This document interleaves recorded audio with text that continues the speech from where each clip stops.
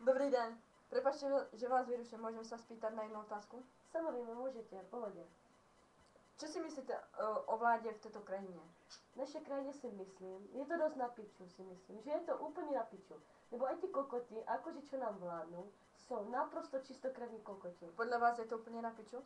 Ja sa na to nemôžem pozerať. Vyjebaní úplný kokoti. A celkom, ak sa na to pozriem i z druhej strany, tak sú to naprostí úplný kokoti. To sa nedá povedať iba kokoti. Smerujete do straček? Podľa ma to smeruje do riadnej piči, ale z druhej strany, keď sa na to pozriem, tak kokoty sú na celém svete. A vidíte nějaké řešení? Naozaj rozumiete ma? Je to pojebané na kokot. Nechcem tu žiť ani za tú piču. Odjebať sa stadiaľto, úplne odtiaľ, strašne rýchlo odjebať. Dobrý, já vám děkuji za rozhovor. Choď do piči! No.